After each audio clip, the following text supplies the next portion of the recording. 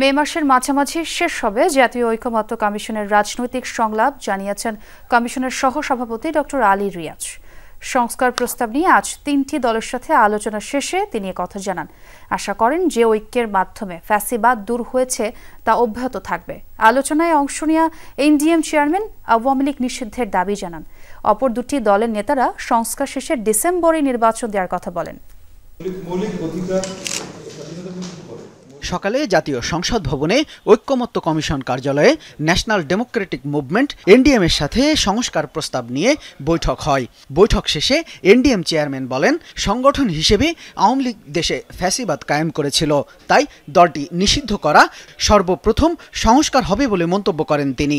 টেকসই ভবিষ্যৎ বিনির্মাণের জন্য ফ্যাসিবাদ সংগঠন হিসেবে আওয়ামী লীগের বিচার করা, কারণ আওয়ামী লীগকে নিষিদ্ধ করাই সর্বপ্রথম সংস্কার বলে আমরা মনে করি।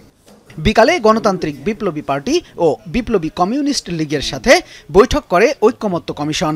দল দুটির নেতারা প্রয়োজনীয় সংস্কার শেষে ডিসেম্বরের মধ্যেই জাতীয় নির্বাচন দেওয়ার দাবি জানান।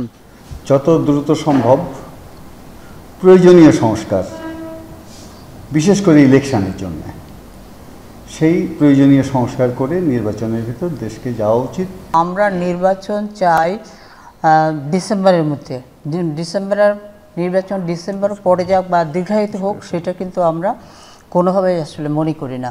বৈঠকে জাতীয় ঐকমত্য কমিশনের সহসভাপতি বলেন, যে ঐক্যের মাধ্যমে ফ্যাসিবাদ দূর হয়েছে সেই ঐক্য আবারও পুনরায় প্রতিষ্ঠিত হবে, আর রাজনৈতিক দলগুলোর ঐক্যমতের ভিত্তিতেই তৈরি হবে জাতীয় সনদ। যে ঐক্যের মধ্য দিয়ে একটা ফ্যাসিবাদী শাসনকে পরাস্ত করা গেছে, সেই ঐক্যের জায়গায় আমরা আবার পৌঁছতে পারব এবং অগ্রসর হতে পারব, সেটাকে অব্যাহত রাখতে পারবো। এখনও সেই ঐক্য আছে, মতভিন্নতা আছে। রাজনৈতিক দলগুলোর সাথে ঐকমত্য কমিশনের চলমান সংলাপ আগামী মে মাসেই শেষ হবে বলেও জানান অধ্যাপক আলী রিয়াজ। আমাদের লক্ষ্য হচ্ছে এক। শামীম রেজা, যমুনা নিউজ, ঢাকা।